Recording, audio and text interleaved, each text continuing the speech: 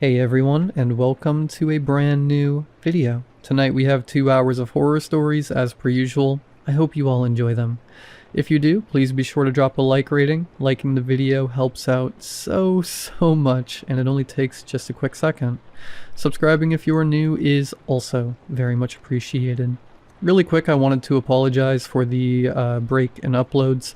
I know it's been about 2 weeks since my last upload. I got pretty sick. Nothing serious, nothing like over the top or anything. It was just bad enough to where like it was really difficult to record and I was sniffling, and I think sometimes it's better to just wait it out and come back when I'm feeling better, which I do now. I hope you're all doing well. I hope you all enjoy the video with no ad breaks, except for the ad break after this intro. And as always, I hope you all have a great night. Oh, I jumped when I turned around and saw Albert standing behind me. We didn't know you got here already. Everyone else is downstairs. Albert stood there motionlessly. He drove here himself since he was coming from the north, while the rest of us drove in from the south. But I didn't see his car outside. Without a word, Albert closed the distance between us and hugged me. I patted him on the back. Good to see you too, my friend. His arms around me tightened. I squirmed slightly, gave a little half laugh with an awkward smile, and tried to push myself away. My boyfriend was already upset enough that I was going to a cabin in the woods without him this weekend. And I've always guessed that Albert had a thing for me. Bro, you good? Come on, let's head downstairs. Albert released me. I stepped back and quickly walked towards the door. While we all hugged frequently, that hug was too long for comfort.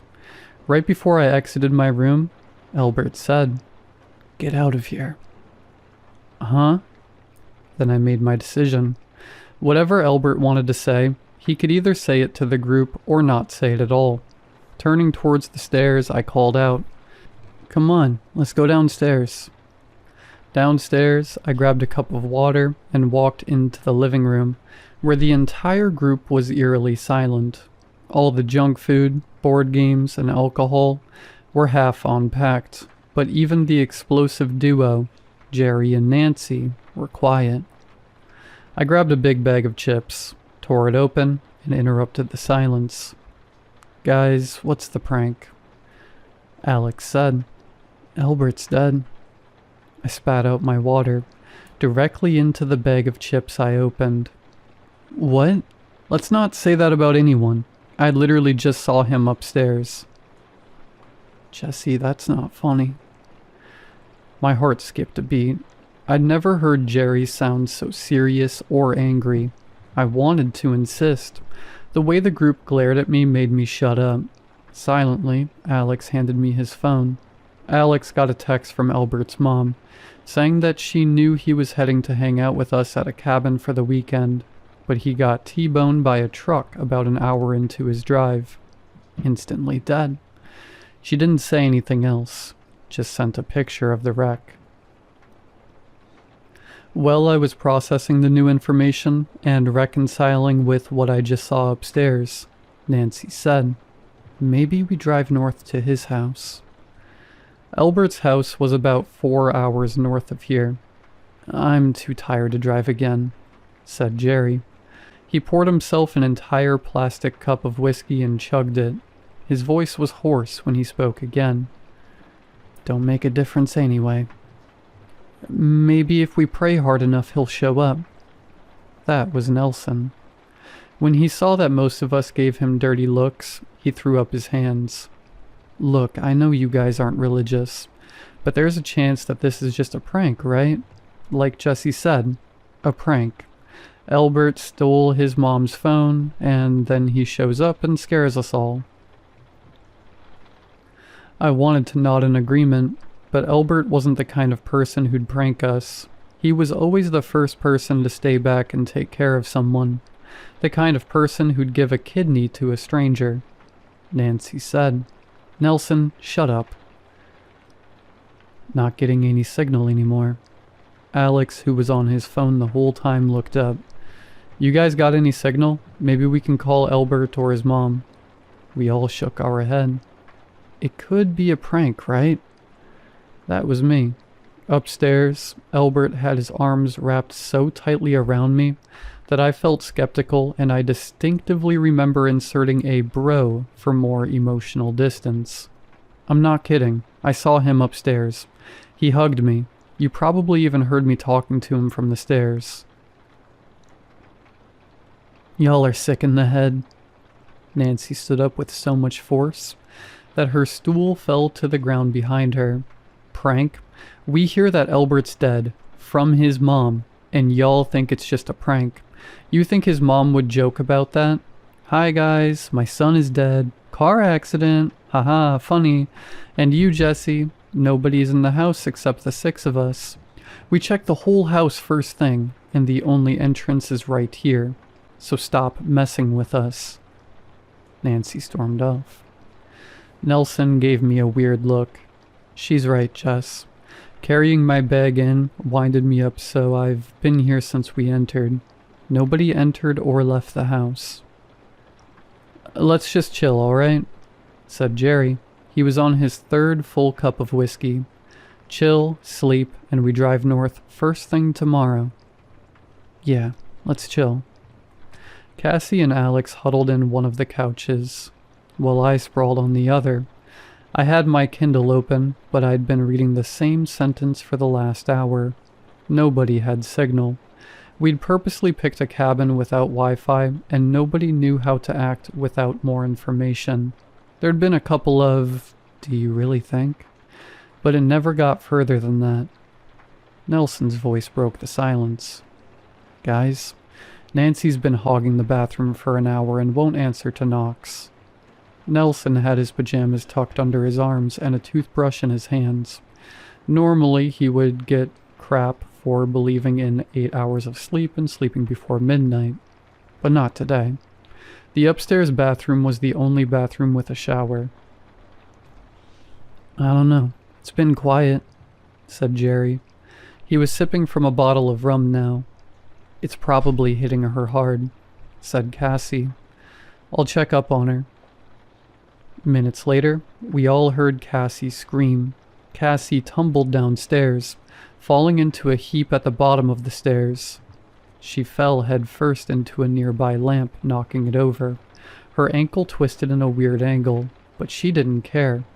Nancy's dead.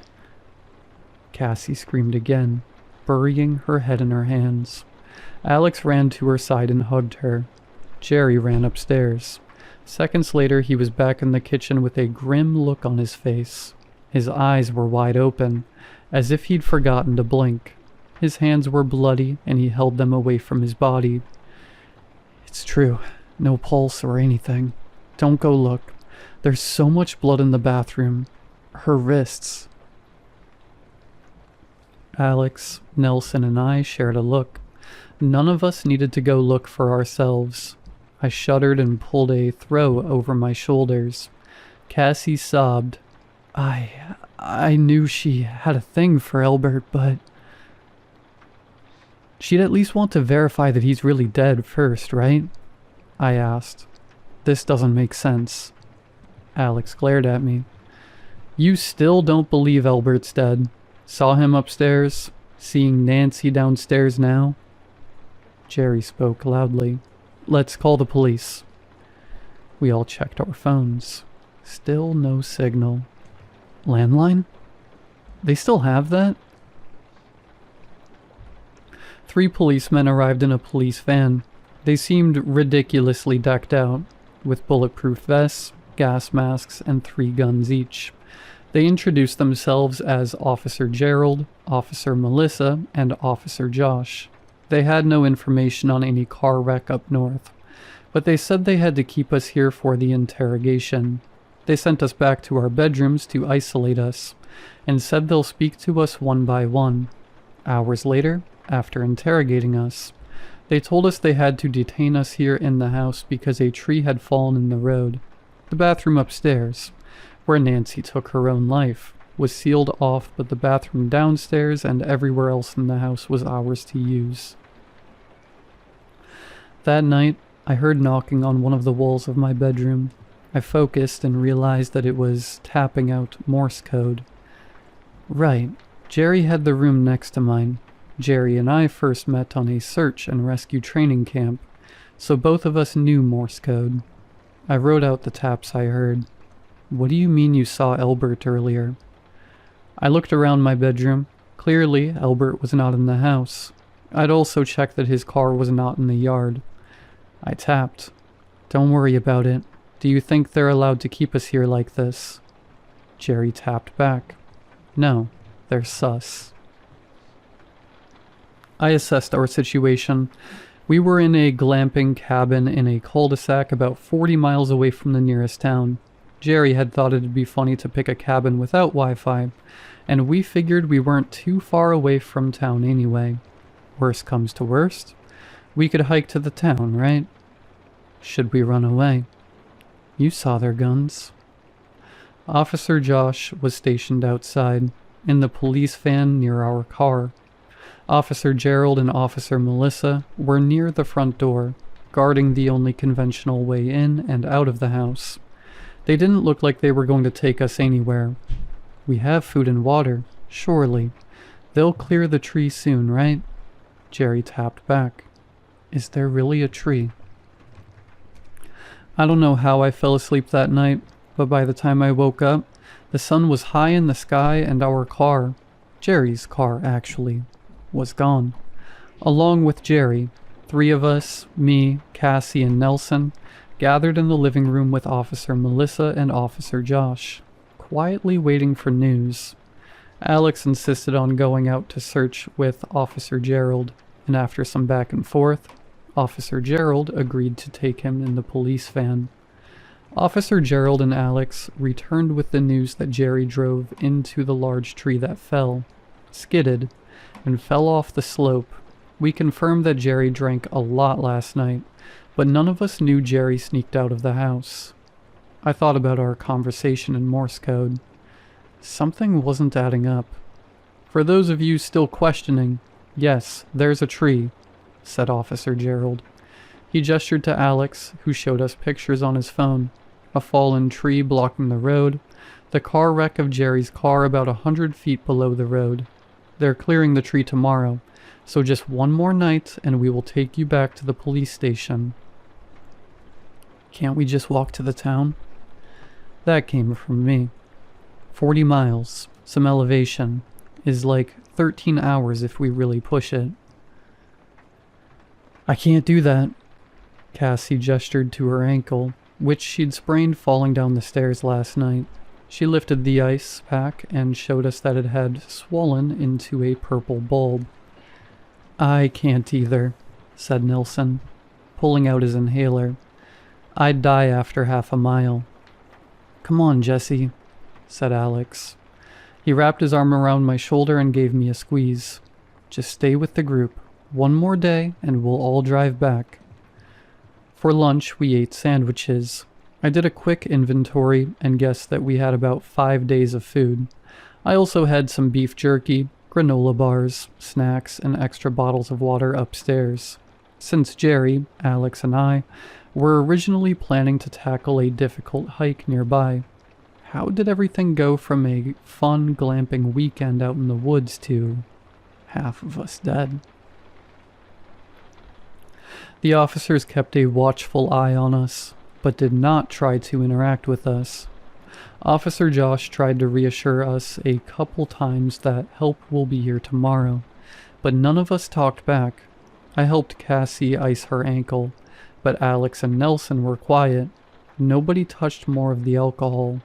Around 8, I was back in my bedroom, on my bed zoning out. I'd checked religiously, but I never got any signal on my cell phone. The landline had also mysteriously gone out after the call for police. Was there any way we could move the tree ourselves? Would it help if I hiked to the town and brought help back? I was startled out of my bed by the ground shaking. The floor of my bedroom pulsed as if something was hitting the ceiling of the room under me.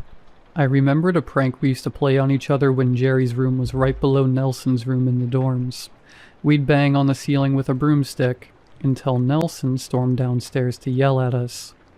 I still remember Nelson yelling about his 8 hours of sleep. I left my room, shivering as the bathroom with the yellow police tape came into view, and hurried downstairs.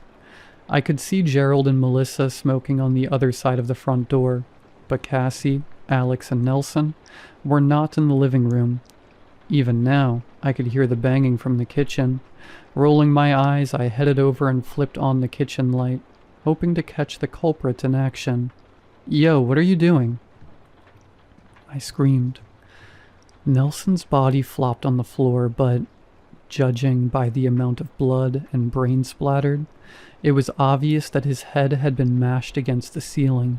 Something had lifted Nelson's body all the way up to the 10-feet ceiling and banged his head against the ceiling multiple times. No human could have committed that murder. Even the police didn't try to question us. "Something's wrong with this house." It was Cassie who spoke first. Alex had his arms around her, and she was visibly shaking. "We have to get out of here immediately." "The tree," said Officer Gerald, now that he was done smoking. His gas mask with night vision goggles was back on his face. His fingers were white around the handle of his rifle. He gestured to all of us. "We can hike the road to town." "I'd do it," I immediately said.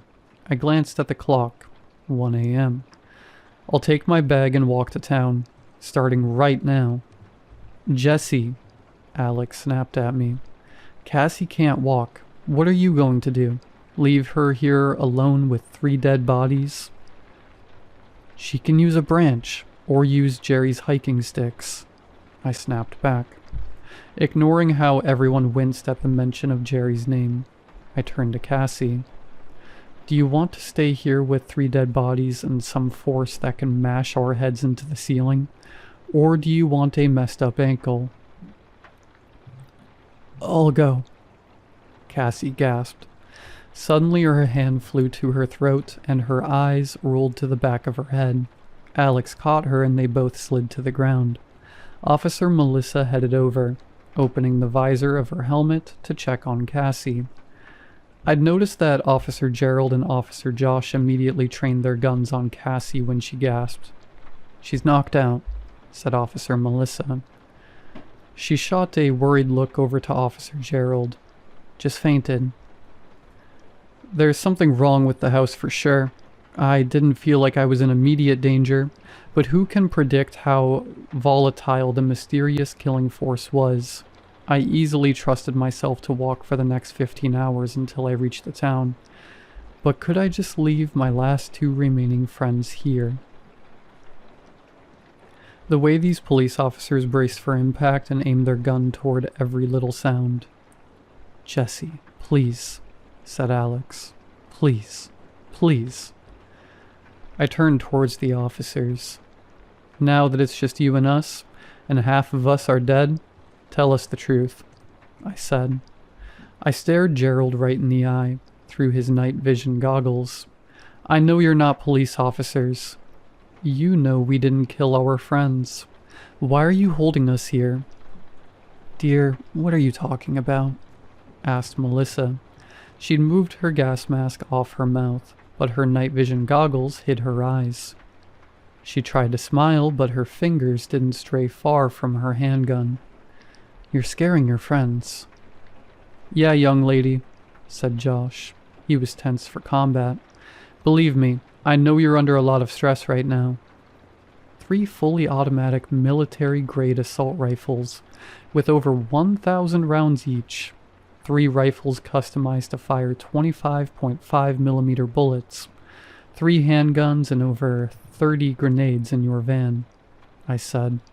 "You're not here to investigate someone taking their life here on vacation with some friends." Did that landline really work, or were they waiting out there the entire time? "The 3 of you have been consistently eating raw garlic," I continued. "You know something is wrong with this cabin, and you are terrified. That's why you guys have more ammo and armor than special ops and war zones. But you're here to keep us here until we're dead. Why?" My heart was pounding. After a long pause, Gerald gestured towards the couch in the living room. Alex and I carried Cassie over to the couch. Josh and Melissa took food from the kitchen and then closed the kitchen screen, leaving Nelson's corpse on the other side. "We call it the taking," said Gerald. "We don't know when it started, but it must take every year during the fullest moon of the year." "We tried everything," Josh interrupted. Gerald shot him a look, but Josh continued. "Believe me, we tried everything we could to stop it. If we offer fresh bodies every year, nothing bad happens to our town. If we don't, we get cursed. Crops fail, animals die, diseases spread, sores, boils, and plagues everywhere. Fires start. Initially, we offered our own, but we noticed that it naturally gravitates towards foreigners. More fresh. It gravitates towards foreigners and it gravitates away from garlic," I said.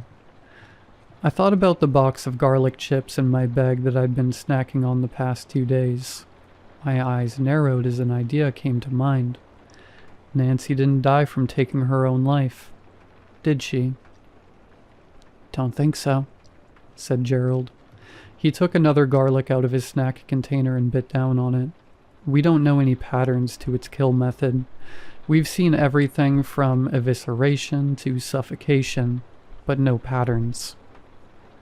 "So we're just here to die," said Alex. "You're here to keep us here until we die." "Believe me, we don't want to hurt anyone," said Josh. Gerald shrugged. "We must stay here until the taking is over. Hard to believe, but it's safer in the cabin than out there on the road next to the woods. It can just throw you over the cliff, you know. We take precaution, but we're not much safer than you guys," said Melissa. "All of us here have lost someone to a taking." "I never want to hurt anyone," said Josh. "Believe me, if there's a way to help you guys, I'll do it. I never wanted anyone to die." I asked, "Can I step outside for a moment?" "Suit yourself." Alex was also taken that night. He'd stabbed Cassie to death in the tool shed, and then stabbed himself. Melissa advised me not to check with my own eyes, and I nodded, flopping down on the couch in the living room. "It'll probably also take you tonight," Melissa said, as if she was trying to be reassuring. She seemed ill at ease, despite how equipped she was. "The taking is over when the moon starts to wane. That's in an hour." "If I survive this taking, will you guys really let me live?" I asked. The uncomfortable look on her face told me everything I needed to know. "Tell me about your daughter," I said. I'd picked up my Kindle out of habit but didn't bother opening the cover. I gestured at a pink and orange string bracelet Melissa wore around her wrist. "Just to pass some time." Before Melissa spoke, a voice rang across the space. "Who messed with my gun?" Gerald entered the dining room. After leaving to use the bathroom, his heavy rifle had been left next to Josh, who was still sitting a foot away from it. Now, Gerald picked up his rifle and examined it with suspicion. Gerald peered through the sight. "Nobody," said Josh. He was popping slices of raw garlic into his mouth. "I was a foot away from it the whole time, and the girls were on the couch." "Yeah, we were here," Melissa reaffirmed. Gerald shouldered his rifle, playfully aimed it at us, and hollered at Melissa. "Babe, don't get too attached. She's going to die soon." Melissa gave me a smile, then stood up to walk over to Gerald. Her heavy equipment rattled as she moved, and she warily scanned the room. Nancy was made to take her own life. Jerry crashed into the tree. Or maybe that was a legit accident. Nelson got his head rammed into the ceiling.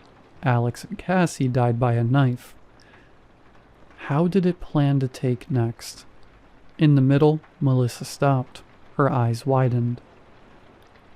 All around her, the floorboards started to pop off, showing the foundation of the house in full view, a mess of wires, cement, and tree roots. Melissa began to sink into a hole that formed below her feet. She reached for her handgun, fumbled, and then screamed as she accidentally shot herself. She sank deeper into the hole that opened up. Gerald rushed towards her, but Josh held him back. "It's already chosen. You can't stop it." "What did you do?" Gerald spat at me. His eyes almost bulged out of their sockets. "You witch. You witch.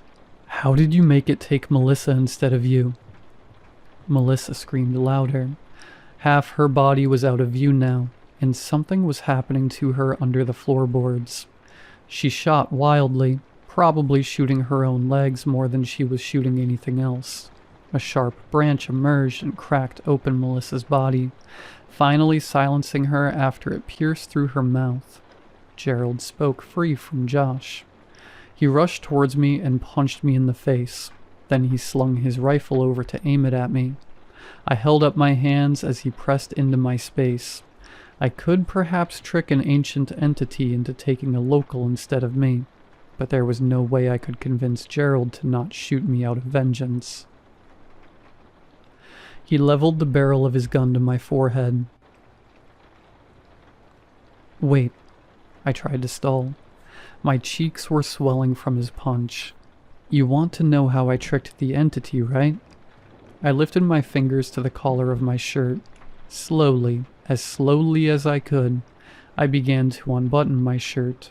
There was a layer of filth under my shirt, garlic chips and piss mixed with local dirt, a repugnant mixture that I smeared all over myself when I asked to go outside earlier. I was probably going to get some skin infections, but it made me too dirty for the entity. "You said it preferred foreigners because foreigners were fresher." I also learned something else. I fibbed. My mind raced. I learned other things too. Many things. Really unbelievable things. Things that can maybe help you in your town in the future. I figured out... "You know what?" said Gerald. "Screw you." He pulled the trigger. There was a loud bang. The smell of gunpowder filled the room. Gore splattered all over me. I took several steps back. My hand flew to my forehead, but I was not the one who was shot. Gerald began to fall, shock clearly evident in what was left of his eyes. The rifle, smoking from the malfunction, fell from his hand. Gerald made a last-ditch effort, turned towards Melissa's body, but his body slumped to the ground before he moved a foot. I heard clicks. Josh's voice was a whisper. Beads of sweat ran in streams down his face. I heard some clicks come from Jer's gun when he was going to the bathroom and told me to watch his gun, but when I looked up, I saw nobody. In the smoke of the gun, a form began to take shape. Albert was right before me. No one was alive to believe that I was, once again, seeing Albert. I ran over to him, but unlike last time, he was not solid. My gesture merely disturbed the smoke that formed his body, and my arms passed right through him when I tried to hug him. Albert lifted a hand, as if to run it down my face, then vanished. There was a faint trace of smile on his face. The malfunctioned gun stopped smoking. I picked it up, but Josh made no moves to attack me. "I never wanted anyone to die," said Josh. He dropped his gun and his hands were in the air. "Please believe me. It took my parents when I was a kid, but I have kids now.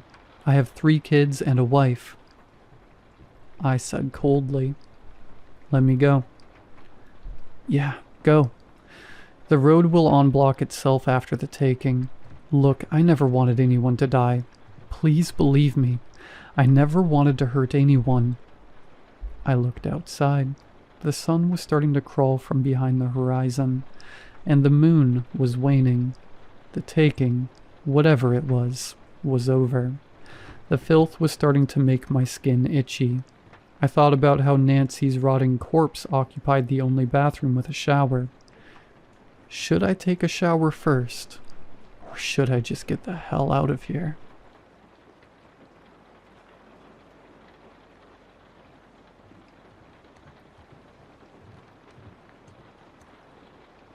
I'm typing this from his study. The Wi-Fi cuts every 10 minutes, and I don't know if this will post. If you're reading this, I need you to know my name and where I am, in case I don't make it out tonight. His name is Mark. Dating app 2 years ago. I was in Brooklyn. He was somewhere in the French countryside west of Paris. Sunset over a stone wall in his profile pic. Glass of wine and... I don't know. There was something lonely about him. I recognized it. I swiped right. He messaged first. We FaceTimed every night for 2 years. Every single night. Copper pots behind him. Dusk through the kitchen window. He looked like an ad for the life I wanted. He'd remember things I mentioned once. At 11 p.m. on a Tuesday. And bring them up weeks later with the date memorized. I thought that meant he loved me. I need to tell you about me so you understand why he chose me. I'm 28, half Cape Verdean, half American. Grew up behind a wall in Riyadh. 30 identical houses, 30 identical lawns. Boarding school in Geneva at 13. College in New York. I speak 3 languages and none of them sound like me. My whole life I've been whoever the room needed. The closeted kid in Saudi. The fluent fraud in Geneva. The guy eating cereal for dinner in an apartment he can't afford. Alone. Mark saw through all of it, or I thought he did. He'd say, "Tell me something nobody knows," and then just sit there on the screen, not reacting, not performing back to me, and I'd end up telling him things I'd never said out loud. About my father, about David, the boy I loved at 16 who I couldn't tell anyone about because of where we lived. About how I set an alarm at 6 and hit snooze until 7:30 because the sound of the alarm is the only proof that a new day started. Stupid things. Real things. 2 years of this. 15 days together in person total. Then I gave up my apartment. Packed 12 boxes and flew to France. He picked me up at Charles de Gaulle. When I came through arrivals and saw him standing by that battered, pudgy out, I walked fast, not a run. My bag was heavy and my legs were shaking. He met me halfway, pulled me in. One of those hugs where your whole body goes quiet for a second. I pressed my face into his neck and he smelled like coffee and wool, and I just stood there breathing him in while taxis honked behind us. He said, "Taste law." And I said, "I almost didn't get on the plane." And he said, "But you did." He kissed me. Hard. Hands on my jaw. On a late night call 2 years ago, I described my perfect first kiss. This was it. Exactly. The drive was an hour west of Paris. The A13, then smaller roads, then smaller ones. At some point the GPS died. Signal lost. Route calculation unavailable. Mark said he didn't need it. He knew the way. I checked my phone. No signal. The dashboard clock said 2:47. My phone said 4:12. Nearly 90 minutes difference. I figured the phone lost its time sync. The road narrowed, trees pressing in on both sides, branches scraping the mirrors. The light went gray-green, filtered through canopy too thick for July. Then the village appeared. 1 second trees, the next second stone, like it had been waiting. Rapilli, 60 buildings, maybe 70. Dark granite, half-timbered facades, slate roofs. Flower boxes on every window, every flower the exact same shade of pink. A fountain, a church tower, mist in the lanes. It was beautiful. It was silent, not quiet, nothing. No children, no dogs, no radio, no wind. I could hear the car's engine cooling. I could hear the fountain. That was it. Mark said, "That's what's special about it," and drove to his house on the eastern edge where the buildings end and the forest begins. The house was beautiful too. Old stone, thick walls. Inside it smelled like bread and lavender and something underneath. Wet stone, something underneath the wet stone. I'm not going to describe every room because I don't have time, but you need to know about the photographs. On the mantle, Mark hiking, Mark cooking, Mark on a mountain ridge at sunset. Every photo, just Mark. Self-timer, he said. Tripod. When you live alone long enough, you learn to document yourself. I picked up the mountain photo. The shadows on his face were wrong, falling from the left, but the sun was setting on the right, and in the corner, barely visible, a second set of footprints in the snow leading to where Mark stands. No footprints leading away. He showed me the bedroom, low ceiling, white linen. The pillow on my side, left side, my preferred side, was already dented, like someone had been sleeping there. In my shape. Home, he whispered into my hair. His hand was on the back of my neck. You're home now. When he touched my face, his hand was cool. Not cold, but not warm either. Like touching a wall. I leaned into it anyway. That first night he asked me about my day. The flights, the terminal, everything. The gate agent almost made me miss it. I said. Tell me about her, he said. He was sitting close enough that I could feel his breath. I want to know everything about today. Everything.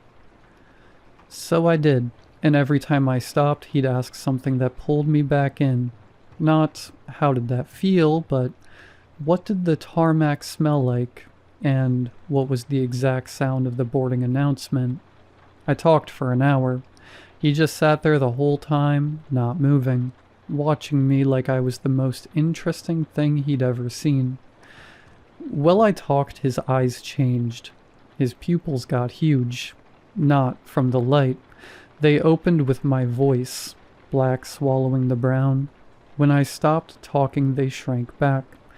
When I started again, they opened, like breathing. After I fell asleep, I half woke up and felt his hand in my hair. Same strokes, same pressure, over and over, exactly the same each time. A loop. I put my hand on his chest. It rose and fell perfectly, but there was no heartbeat, just a vibration. The hum of something running on the walls, the sound a refrigerator makes, the sound of machinery.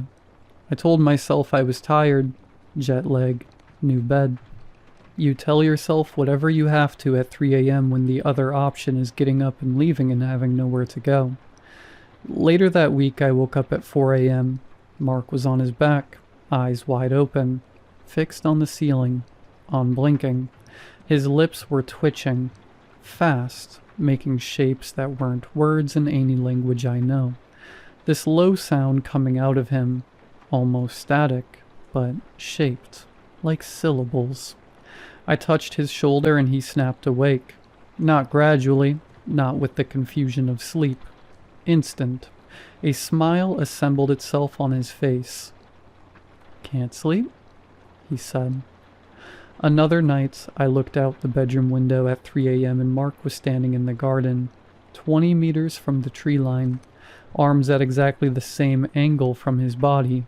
A moth landed on his forearm, crawled up to his face. Over his eye, he didn't blink. Then his head started to rotate toward the window. Just his head. Shoulders didn't move. 20 degrees. 30. Past where a neck should bend. When it faced me, it was still smiling. I hit the light switch, looked back. Gone. A perfect circle of dead grass where he'd been standing. The bedroom door opened behind me. Mark. Pajamas. Glass of water. Hair mussed.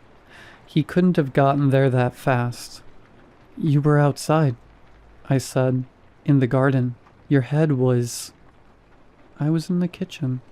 His voice was soft, concerned. "I couldn't sleep.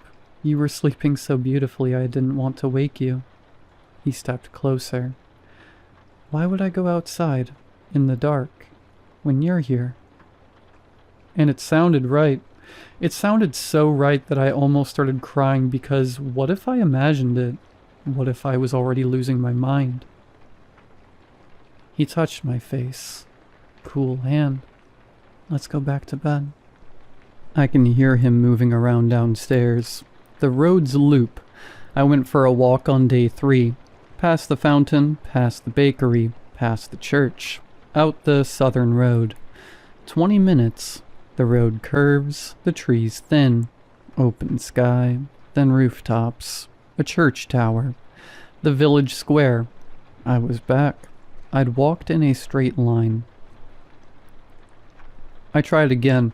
Marked a tree with a scratch from a rock. Walked 15 minutes the other way. Open sky ahead, and then I emerged into the square. My scratch was on a tree at the edge of the square. The forest had moved. I told Mark. He smiled. "The roads know where they go," he said. He put a plate in front of me. "Every path leads home." The village isn't on any map.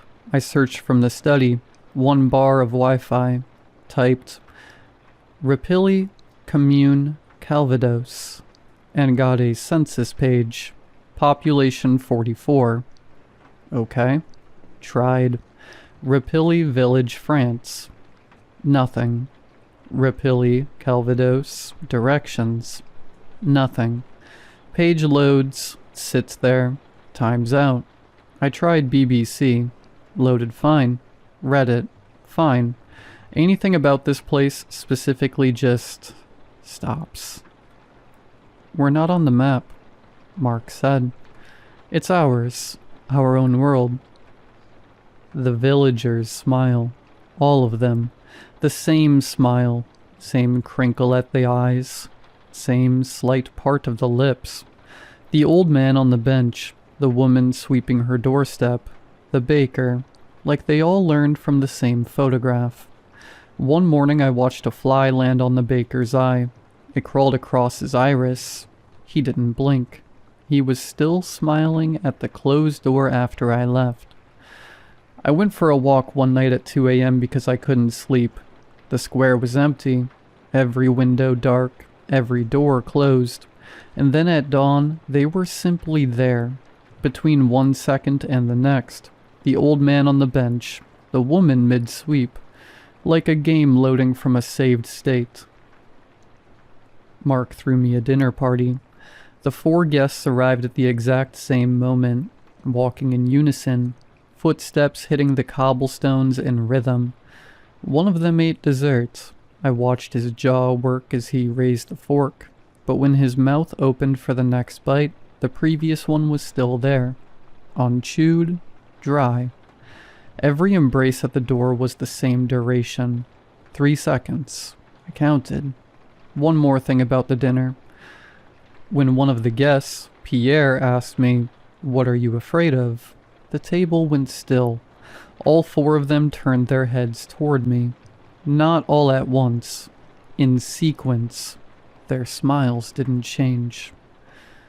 I found Mark's laptop one day while he was out. Empty. No files. No folders, no browser history. It had never been connected to the internet. It was a prop. The whole room was a prop. In the bottom drawer of his desk, I found a pencil drawing. A man's face with sharp cheekbones and dark eyes. Under it, in tight handwriting, Thomas, first attempt, 1878. The journals.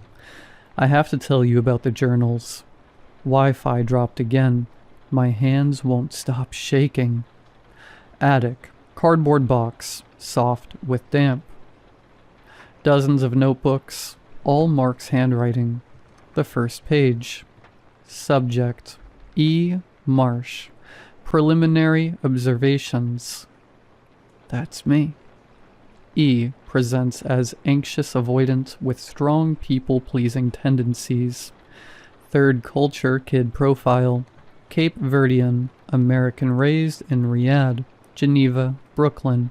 Adaptive personality architecture across all three.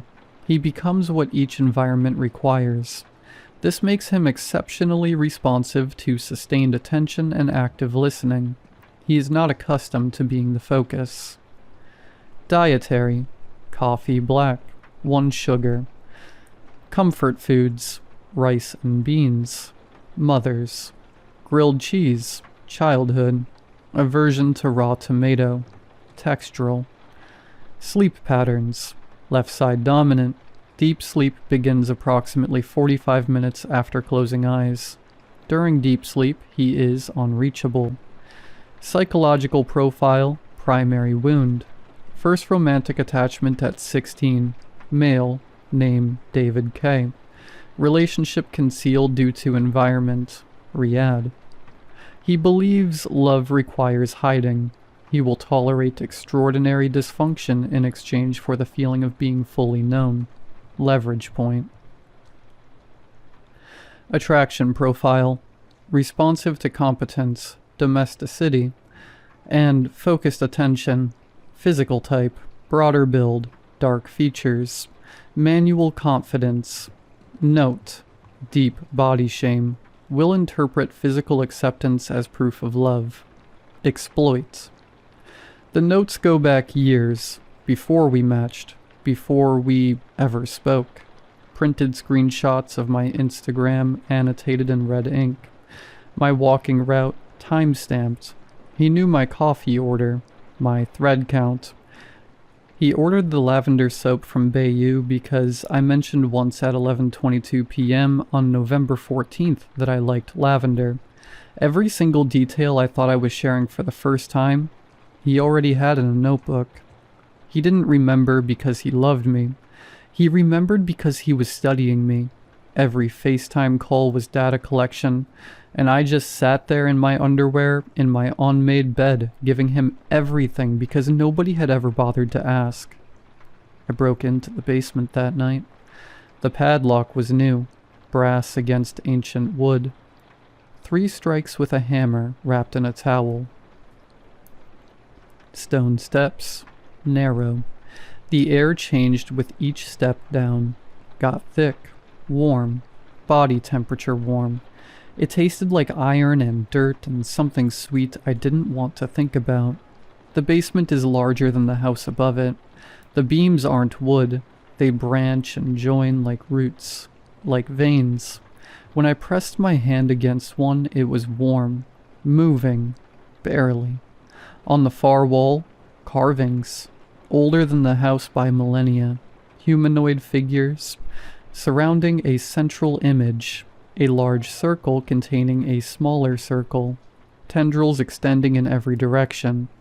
Below in crude Latin, Ne kibum tuam amet. I typed it into my phone's translation app. It gave me 2 options. Do not love your food, or do not let your food love you. Against the wall, belongings. 42 collections. Suitcases, backpacks, trunks, each tagged with a handwritten label. Emile Garnier, 1834 through 1851. Thomas Hargreaves, 1878 through 1891. Sophia Johansson, 1912 through 1923. Marie Claire Beaumont, 1952 through 1964. Colette Favre, 1971 through 1983. Yuki Tanaka, 2003 through 2009. Kareem Osman, 2022 through 2024. And next to Kareem's collection, a blank tag. Elliot Marsh, 2024 through present. My hands started shaking. I opened Kareem's bag, a rainbow flag keychain, A hand-knitted scarf with uneven tension and dropped stitches. A copy of Giovanni's Room with the spine cracked at page 112. A Polaroid, Kareem, 24, dark eyes, a gap between his front teeth, wearing the scarf. And Mark, same face, same smile, on the back in blue pen. Day 30, I think I might stay forever. Near the floor, fingernail scratches in stone. Aide-moi. Help me. It can hear you. Don't tell it your name. I tried to leave the basement. The door stuck. Wouldn't move. 5 seconds of my breath loud against stone. Then it gave, sudden and easy, like it was never stuck, like something had been holding it shut and decided to let go. I put the journal on the kitchen table the next night, open to leverage point. He looked at it. His face went through something. Surprise, then concern, then something like guilt, then back to concern, each one lasting exactly the right amount of time, like he was trying them on. Those are notes, he said, from a long time ago, when I was trying to understand attachment. Bowlby, Ainsworth. It sounds clinical because it is clinical, but it's not. Will tolerate extraordinary dysfunction in exchange for feeling fully known, I read. Leverage point. Nothing for a long time. Nothing. I should have written it differently, he said. I was cold. I should have written the thing that hurt him most. The beach, I said. Jeddah, with my father, you. My voice stopped. You told me that memory last week, like it was mine. He didn't move. I've never been to a beach with my father in Jeddah. My mother took me. We watched planes. 1 second of nothing. His face just went out, like I was looking at a wall. Something with no rooms behind it. Does it matter? He said. His voice was flat. You remember the beach. You remember being loved on the beach. I gave you that. Doesn't matter whose father was holding your hand. He told me what he is that night. Or tried to. I'm old, he said, but the word came out wrong. Layered. His voice and a woman's voice and something underneath both of them. His French broke apart mid-sentence and a child's voice came through singing something I didn't recognize. His mouth kept moving. I could see him fighting to get back to his own voice. I have been 3 languages at once. Then silence. He was breathing hard like he'd pulled himself back from drowning. I can't leave it, he said. Just Mark again, mostly. I am it. The roads, the houses, the people. They're me. All of it is me. You're eating me, I said. Not... His voice cracked. Something underneath it, something old pushing through. Not eating. When you tell me about the feeling. He stopped, breathed. When he spoke again, it was Mark, mostly. When you tell me about your day, the warmth of it, the ache, the relief of being seen, I take that, gradually, every night. The vividness fades. You become flat. When there's nothing left, you just go out. He said he didn't want to consume me. He wanted me to stay. Willingly. And while he said it, he looked at me with this expression that... I don't know. It could have been love, or it could have been something he learned from the 42 people before me who thought they loved him back. I said okay. I took his hand. I let him walk me upstairs. Each step creaked under me, but not under him. Halfway up I looked back and the living room was dark. Fire out. And from up there the furniture didn't look like furniture anymore. It looked like the inside of something. I don't know how else to say it. Like I was standing inside a body. I got into bed. his arm wrapped around me. Cool, the same temperature as the walls. I've been starving him for 9 days. Every night he says, "Tell me about your day." And I say, "Fine, read, came to bed." That's it, nothing he can use, and the village is dying. The flower boxes went brown first, then the fountain water got thick, almost syrupy. The baker's smile is stuck now, one corner lifting and falling and lifting, like a broken GIF.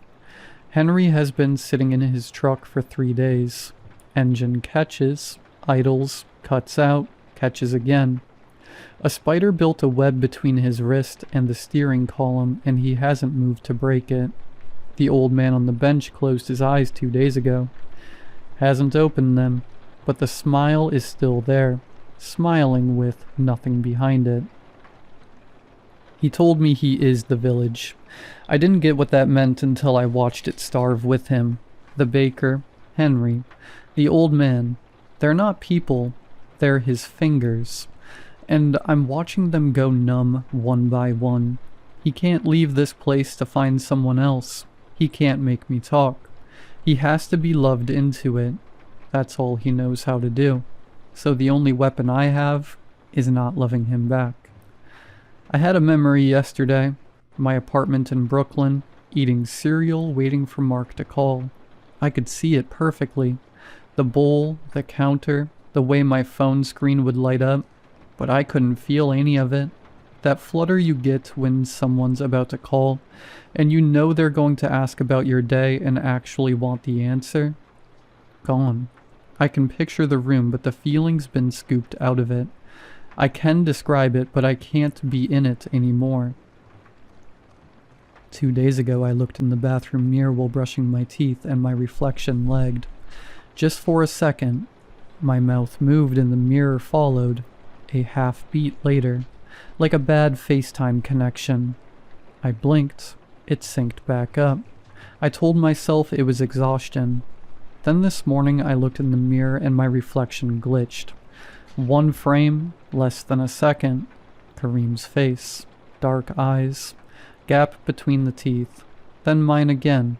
I gripped the sink until my knuckles went white.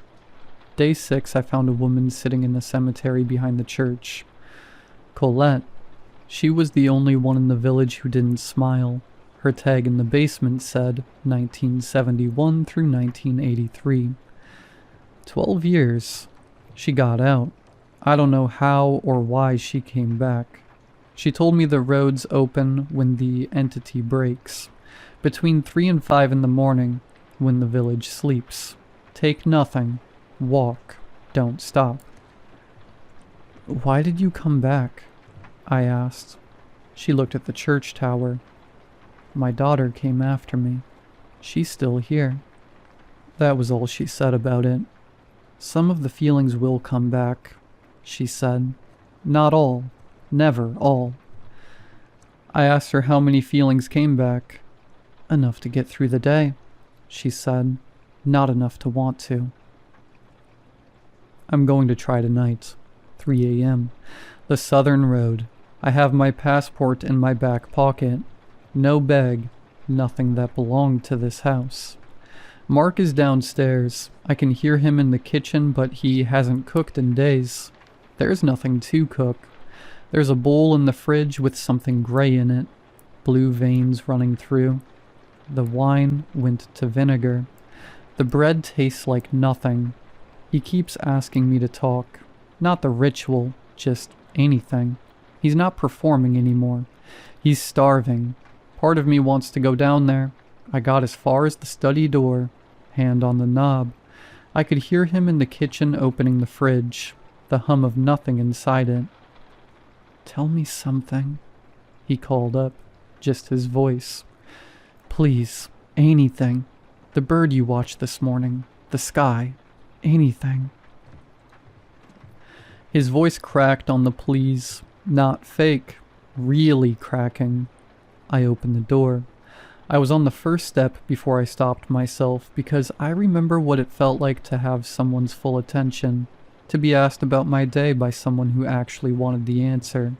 And I knew if I sat at that table and told him about the bird, the 3 notes it sang, I wasn't getting back up. Just like Kareem. Just like Colette's daughter. I went back to the study, closed the door. Downstairs, Mark stopped moving. I know it was fake. I know he's been doing this for 200 years, but my body doesn't care. My stupid, lonely body felt it, and it doesn't care that the thing feeling it back wasn't human. I don't know if the roads will open tonight. I don't know if there's enough of me left to walk them. Wi-Fi just flickered. I'm going to type fast. If this posts, if the connection holds, then someone knows my name is Elliot Marsh. I'm in a village called Rapilly, somewhere west of Paris, and a man named Mark is going to ask me about my day one more time. I'm not going to answer. Wait, he's coming up the stairs. I can hear them creaking, slowly, one at a time. He's outside the study door. I can see the shadow in the gap underneath. It's not moving, just standing there. He's whispering in my voice. The night I told him about David played back through the door. I've never told anyone that before. I've never told anyone that before. I've never told anyone that before. On a loop. If I don't post again, check the basement. Look for the bag with my name on it. There won't be much inside.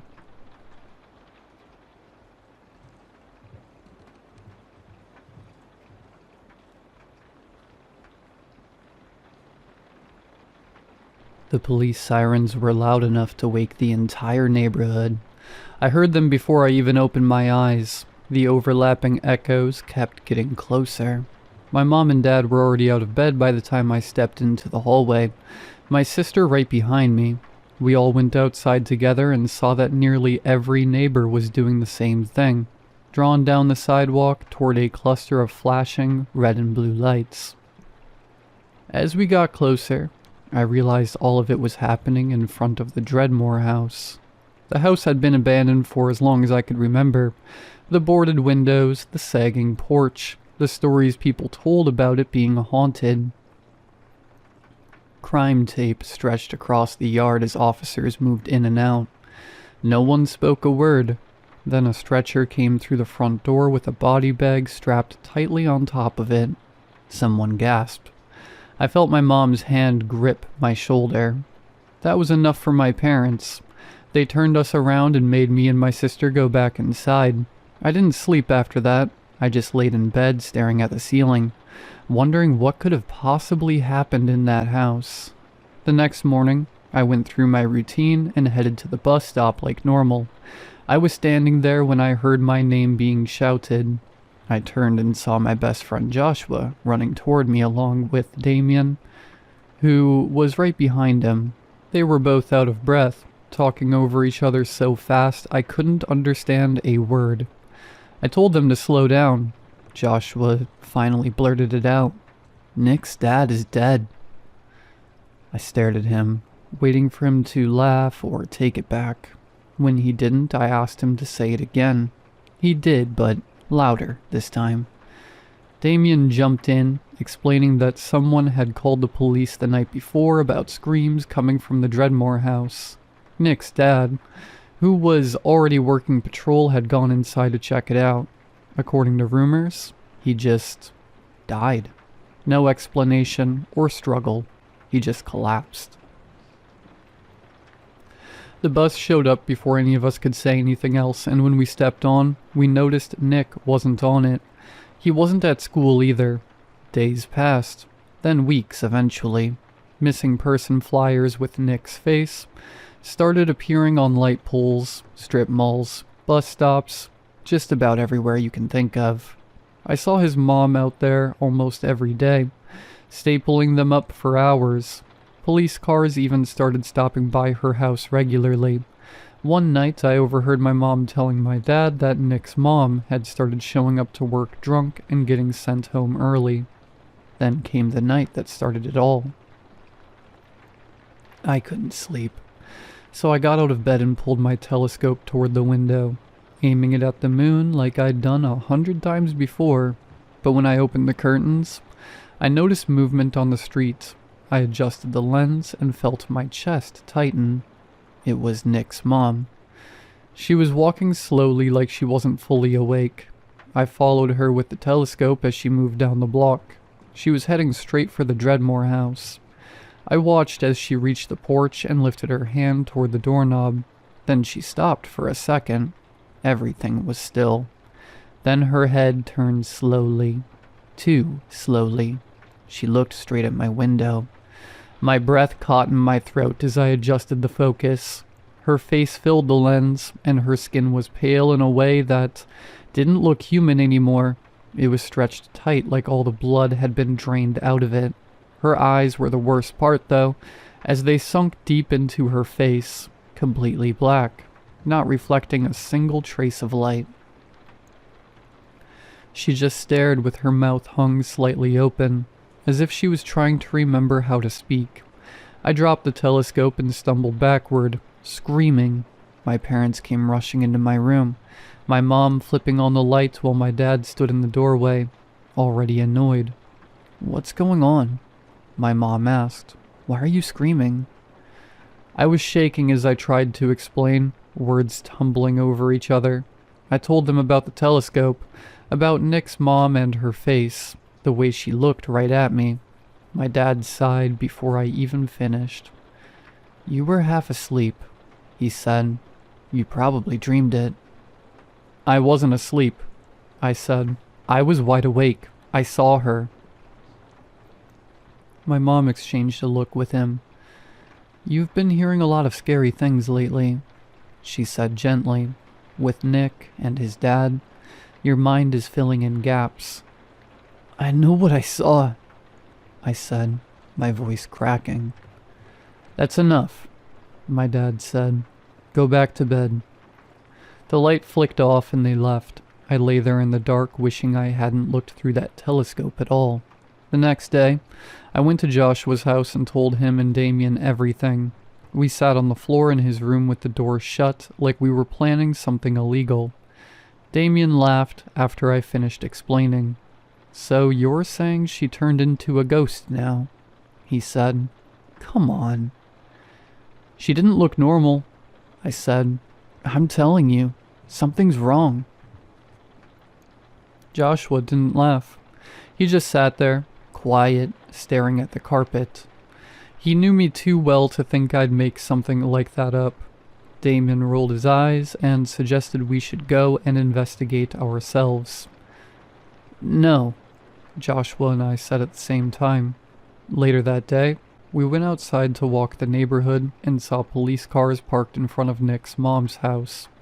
Damien asked one of the officers what was going on, but the cop brushed him off.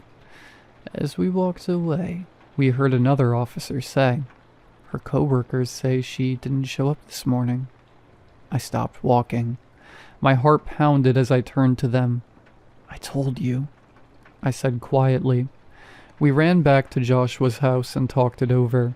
If she went to the Dreadmore house, and Nick was missing too, then maybe that's where he is. "We should tell our parents," Damien said. So we did. They asked a lot of questions, but none of them sounded worried, just confused or annoyed. My parents were more upset that I'd been awake late than anything else. Later that night, lying awake in Joshua's room, I finally said what I'd been thinking all day. "No one's going to help," I said. "If Nick's still alive, he needs us." Joshua sat up in his sleeping bag. "You're talking about going inside that house."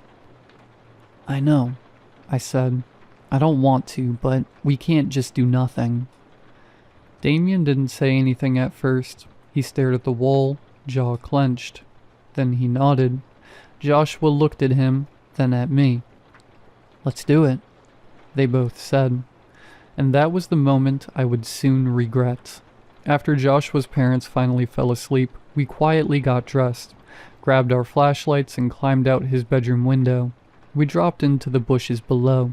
branches snapping and scratching at our arms as we landed. None of us laughed, none of us spoke. We moved quickly, cutting through backyards and hopping fences until we reached Wicked Lane. The Dreadmore house waited at the end of the street. We approached the house and stood there for a moment, staring at it. The house looked bigger than usual, like it was leaning forward, watching us. "Maybe this wasn't the best idea," Damien whispered. "We should head back." Before I could answer, Joshua shook his head. "No," he said. "We're going inside. We're finding Nick and his mom." "But what if they're dead?" Damien asked. Joshua swallowed. "Then at least we'll know," he said, "and we'll tell the police where to find them."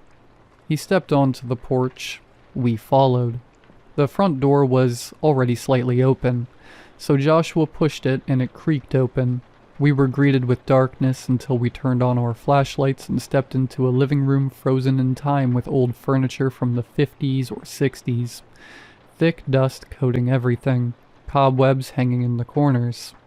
My light drifted upward and stopped on a large portrait above the fireplace. In the painting was a family of 5. A mother, a father, and 3 children. Something about their eyes made my skin crawl because as I looked closely, I realized they didn't look painted. They looked aware. "This has to be the Dreadmores," I said. Joshua nodded. "You remember the story, right?" I asked him to tell it again. He said, "The family moved in decades ago after making a deal that was too good to be true. The real estate agent promised them the house for almost nothing. For weeks, everything seemed fine until the youngest daughter, Rebecca, started talking about the red door. Upstairs, at the end of a long hallway, was a single door painted red. No one could open it. The agent claimed it was just a storage space, but whispers came from behind it along with loud sounds of scratching. Soon, the family started seeing things and hearing voices. Eventually, paranoia set in. Then one night, they left everything behind and vanished." Joshua finished the story just as something shuffled above us. We froze. Slowly, we moved towards the staircase. Every step creaked under our weight. When we reached the top, we turned to our left and there it was. The red door. "Nick and his mom have to be behind that door," Damien whispered. None of us answered. We just slowly moved down the hallway with every step carrying an impending sense of doom. But we abruptly stopped as we started to smell smoke. I looked over the railing only to see the entire downstairs on fire. Flames climbed the walls, roaring upward.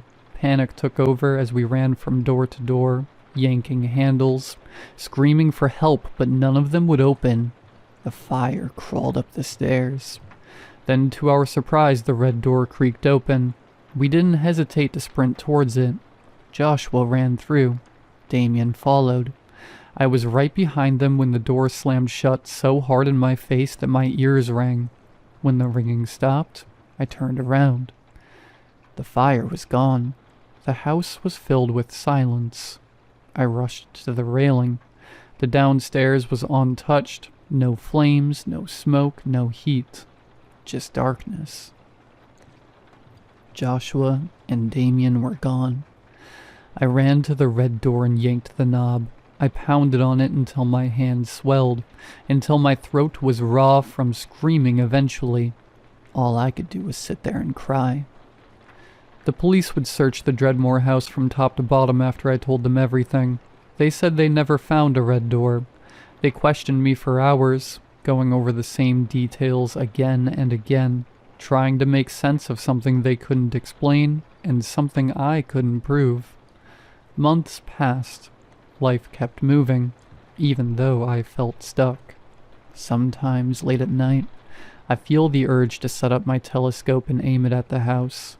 I tell myself it's a bad idea, that my imagination is looking for patterns that aren't there, but every time I look, I swear I see the same thing. 2 small figures standing in the window on the far left side of the house, watching me, So if you take anything from this story, whatever you do, never go inside anywhere you have no business being.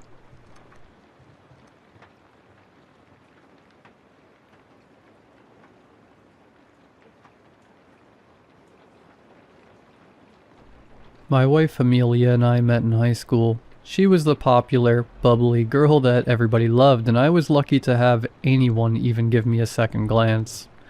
I honestly don't know how the hell I pulled it off, but after a chance encounter in the library, we became inseparable.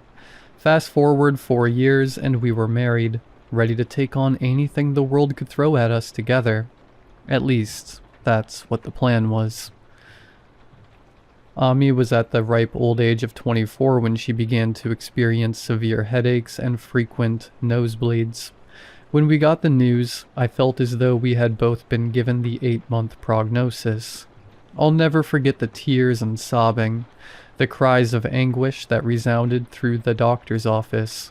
That had all been from me. Amelia sat quietly, a faraway look in her green eyes. I took off extended time from work and dedicated my hours to Ami, whether she was in the hospital or at home with me and her family, as she became more and more withered. I wouldn't help but to notice the looks her father and sister would give me. It was as though they blamed me somehow for their daughter's condition. The venom in their eyes seemed to hiss. It should have been you.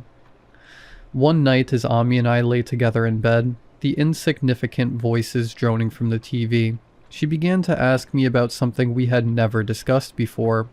In all our years together, do you think we go on in the afterlife? The question hit me like a brick wall. I had never been religious, but what was I supposed to say to the love of my life, who was facing her own fading mortality? Of course, baby, without a doubt in my mind. Your light is too bright to ever go out. I believe that it'll shine forever. She had looked into my eyes after that, as if examining me for dishonesty. Thankfully, she did not detect it. Good. I'll be waiting for you. I'm sure it'll feel just like a few seconds or so. Time and suffering won't exist anymore.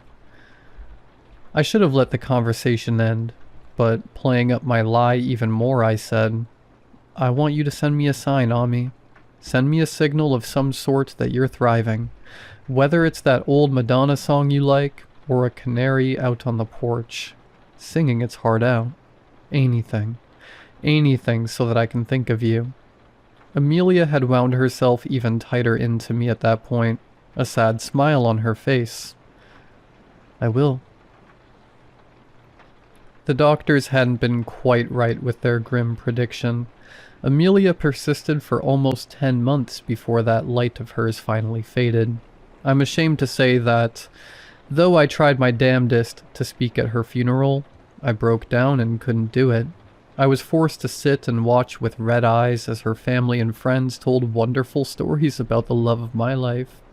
My best friend, and I, her husband, had nothing to offer the congregation. Time seemed to slow down after she left me. My performance at work dipped. I began avoiding my own friends even more, and I picked up the bottle. There seemed to be a hole, deep and hollow, a black chasm that had formed deep within me, and it would never, ever be filled again. The first sign came 2 months after she had passed. I was sitting on my porch, drifting into sleep, the glass of whiskey in my hand slowly sliding out. There was a quick movement, and I jerked back to full consciousness. A white cat had darted out of nowhere and was now sitting at the bottom step of my porch. I had a mind to shoo it away, but somehow my booze-addled brain was still able to recall the conversation that Ami and I had had all those eons ago. I sat forward, hardly believing it. The cat merely looked up at me with green eyes, and I could swear that it looked as though she was smiling. I began to smile myself, tears forming in my eyes. Then there was more movement. 2 coyotes sprung forward, faster than the cat had a chance to react. I, myself, fell to my knees. clumsily reaching out for her, but she had no chance. The two haggard animals ripped her apart. A flurry of white fur and red blood stabbed into my eyes and heart. The brief feeling of happiness that I had been snuffed out. One of the coyotes looked up at me, and this time there was no doubt. It was smiling. 2 weeks later, I had my old radio plugged in, listening to sad music. Yes, I have a phone and YouTube, but listening to the radio had always been something Ami and I had done. Going back to high school, I was again nearly asleep when I could hear Madonna's seductive voice over the airwaves. I could feel a sort of relief, though my cynicism wouldn't allow me to believe that this was actually my wife. It's just the radio. How many Madonna songs are played a day? I closed my eyes tight and turned over. But then suddenly there was a terrible static sound blaring from the radio. And amongst that static, what sounded like screams. Screams the likes of which I have never heard before, born from some place that should not exist. I sat up in bed, glancing at the old unit, but now there was only Madonna, singing a Spanish lullaby. I had to have been losing it. Either the liquor or the sadness it was supposed to be killing were finally getting to me. I had to do better for myself. For Amelia, I unplugged the radio, staggered down to the kitchen and poured out every single bottle of alcohol and can of beer in my kitchen. I had had enough. Ami wouldn't have wanted me to live like this, even if I didn't believe she was still out there somewhere, waiting for me. I went back to work with a new haircut, shave, and mindset. I was going to get back on track. My boss even complimented me during my shift, as I took phone calls from potential clients. I felt a lot better than I had in recent memory. 2 hours into my shift, I popped open a snack and drank some water to hydrate myself. As I answered my next call, I spat the water out as the low, scratchy voice whispered to me, "Life is terrible, but death is endless, my love." The voice wasn't Ami's. I fell over backwards in my chair, kicking over my keyboard and unplugging my headphones. I jumped up and looked at my phone, but the call had ended. There was no record of it when I attempted to do a redial. I've since bought more alcohol. Hell, even more than I had before. Whether I'm sitting on my porch, driving home, or even laying in a ball in my bed, I can't help but to notice the inherent cruelty in life, seemingly magnified twofold. But I asked for this. I did ask her to send me a sign, after all.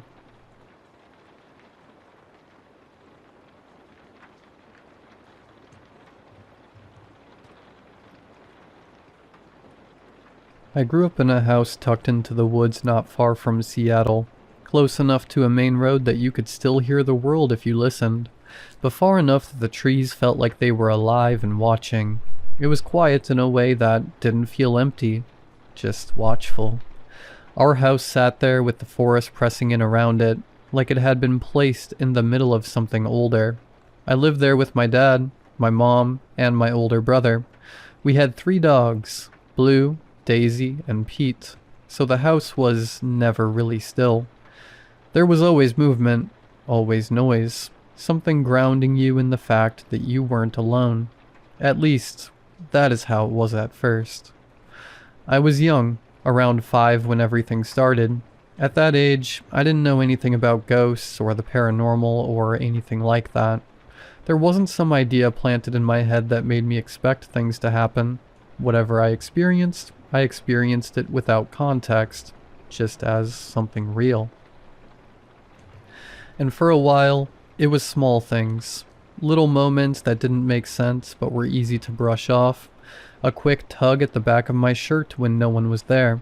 Movement in the corner of my eye that disappeared the second I tried to focus on it. The kind of things you notice for a second, then forget, until they start happening again and again. At the time, none of it had a name. It was just something. Then my mom passed away. After that, the house didn't feel the same. Not in a way I could explain back then, but something shifted. The quiet felt heavier, the nights felt longer, and the small things stopped being small. It seemed worse at night. Everything didn't all at once, not in some dramatic way, but enough that I began to notice a pattern. The house would settle into silence, the kind that fills your ears when everything else is gone. My room was always the center of it. That was where it felt the strongest. One night, I woke up to the sound of footsteps. They were slow, deliberate, coming from the left side of my bed. Not in the hallway, not somewhere distant, but inside the room with me. I didn't move. I didn't even breathe right. I just pulled the blanket over my head and stayed there, trying to disappear under it, using it as a false sense of protection. Then it happened. A roar, loud and sudden, right in my ear. Close enough that it felt like whatever made it was right next to my face. I didn't think. I just ran. I bolted out of my room, down the hallway and straight into my brother's room. I didn't even knock, just burst in and climbed into his bed. I remember being terrified of looking back into the hallway, especially at his open doorway when the lights were off. It always felt like something could be standing there if I looked too long. After that, it didn't stop. Some nights when I was under the covers, I would feel the end of my bed move. Not slightly, not like something settling, but like weight pressing down, then lifting, like something was sitting there or bouncing lightly. I never checked, I never looked. I stayed still and waited for it to stop. During the day, things were quieter, but not gone. I would hear voices sometimes, coming from behind closed doors when no one else was home. Not loud, not clear enough to understand, but enough to know they were there. Other times I would catch movement where there wouldn't be any. Something shifting just out of sight. And then there were the dreams. They didn't feel like normal dreams. They felt close, like they were happening just on the other side of being awake. Sometimes I would see glowing red eyes at the end of the hallway, staring back at me before I woke up. Other times, things would look normal at first and then something would be wrong. One time I woke up and walked into the living room. From there I could see straight into the kitchen. My mom was there, standing at the stove, cooking like nothing had ever happened. I remember walking closer, not questioning it, just accepting it. Then I looked outside. Pete was in the yard, but he wasn't right. His body looked wrong, stretched and uneven, like something had tried to shape him and didn't get it quite right. He turned and looked at me. That's when I woke up. Even outside, it didn't fully go away. There were times I would look out toward the edge of the forest and see figures standing there, just far enough that I couldn't make out details. Sometimes they looked like people, sometimes they would wave. I never waved back. And then there was the one time that almost went further. There were people over that day, my brother's friends. Everyone was outside, talking, messing around, not really paying attention. I wandered off without anyone noticing, moving toward the tree line like I had done before. That's when I heard it, a voice calling my name. It sounded exactly like my dad's girlfriend, familiar, clear, and close enough that I didn't question it. It came from the woods just beyond where the trees started, calling again and again, steady, patient. I started walking toward it, closer to the trees, closer to the voice, and I probably would have kept going if something hadn't interrupted it. I heard a dirt bike getting louder, cutting through everything else. One of my brother's friends came up fast, stopped, and pulled me onto the back before I could go any further. He took me back to the house. When I got there, I asked where my dad's girlfriend was. They told me she wasn't there. She had never been there. Edit. I remembered a few more things about the house I talked about before, and the more I think about it, the more certain details stand out. First, the layout. If you walked out of my room, there was a hallway. On the left side were two doors. The first was the bathroom, and the second was the washroom. On the right side was my brother's room, and then my parents' room further down. At the very end of the hallway, on the left side, was the side door that led outside. That door led directly to the area I mentioned before, where the old flower bed was. It was only about 5 feet from the door. I was told it had already been there before we moved in, and neither my brother nor I ever really questioned it at the time, but looking back, both of us had the same thought about it. We both believed it might have been a grave, not based on anything concrete, just a feeling we both had. Another thing I realize is that I don't remember ever seeing any of our dogs near that flower bed. Not once. They never dug at it, never laid near it, nothing. It just kind of existed there, untouched. There was also the staircase my dad had uncovered on that same side of the house. It was made of what looked like old stone or cobble, leading down toward the backyard since the front of the house was elevated. I never thought much of it at the time, but now it feels strange that something like that was just buried there. When I think about everything together, the layout, the side door, the flower bed, the staircase, and the fact that most of the things I experienced happened around my room in that hallway, it all feels a lot more connected than I realized as a kid. I'm still trying to piece together what was actually happening, versus what I might have just imagined at that age. But the details don't feel random anymore.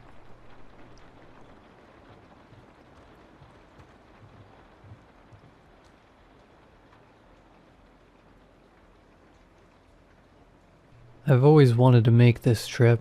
My whole life, Seattle has been my home, and I'd never ventured far before now. A coast-to-coast road trip with my husband and children had been a fantasy of mine since I first started dating the man decades ago.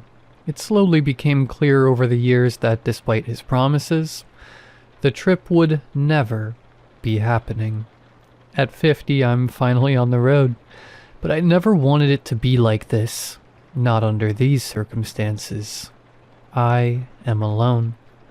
It's only happening now because my son is dead. After the divorce, my children were, in my mind, old enough to choose where they wanted to live. John, my oldest, chose to stay with me. My daughter, Bree, went with my ex-husband. I tried my best to maintain a relationship with her, but she never seemed interested. God only knows what my ex was telling her about me. Growing up, John was my world. I seldom dated after leaving his father. I just never had the time, as I worked 2 or 3 jobs while raising him. It was worth it though. John knew about my dream trip. He brought it up several times along his journey to becoming a man. "You'll get your trip one day, Ma," he'd said, "even if I have to take you myself." His funeral was the worst day of my life. My ex-husband and daughter were there, and a piece of me hoped I would have at least some support from them. But it wasn't to be. The glare my ex gave me said everything, even though he didn't speak the words. "It's all your fault." I couldn't even bring myself to speak at the podium after that. My daughter gave a eulogy instead. Through sobs, she lamented her rocky relationship with John, and how much she regretted her role in them not being close. She even went as far as to tell everyone that he had been her inspiration to becoming a paramedic. John had never married, so I suppose it shouldn't have come as a surprise that he had appointed me the executor of his estate. It was then I learned he had listed me as the beneficiary of $1 million life insurance policy. I didn't give a crap about the money, or really much of anything. I spent a lot of time watching videos of my son on my phone. Every time I pressed play, I wished the house fire hadn't destroyed the old tapes from when our family was together. I would have given anything to see those again. It was at this low point I knew it was time for that road trip. It started off normally enough. I made the usual tourist stops, as well as many off the beaten path, discovered through years of research. It wasn't until the Midwest that the problem started. I won't name the state, just in case. I had been driving long enough to not remember what time I had started that day. The sun had long since set when my low fuel warning pinged from the dashboard. The timing was perfect, as I could barely keep my eyes open. I pulled off at the first exit I saw that listed a gas station, and slowly followed an empty road for miles towards a promised town. Johnstown. Seeing the name made my spine shiver, but a glance at the gas gauge decided the matter for me. After several uncomfortable miles, the lights of a gas station appeared along the main road into town. As I pulled up to the pump, I noticed the absence of a credit card reader. Well, I did not want to enter the small building before me as a woman alone at night. The .32 Tomcat pistol in my purse gave me enough nerve to go inside to buy fuel. Though outdated, the inside was surprisingly well maintained.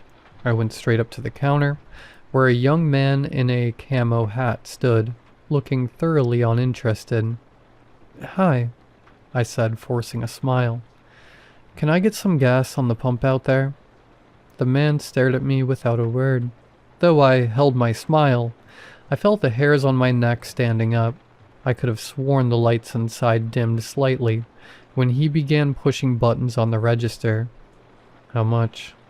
he asked in a monotone voice. "50, I said, sliding cash onto the counter.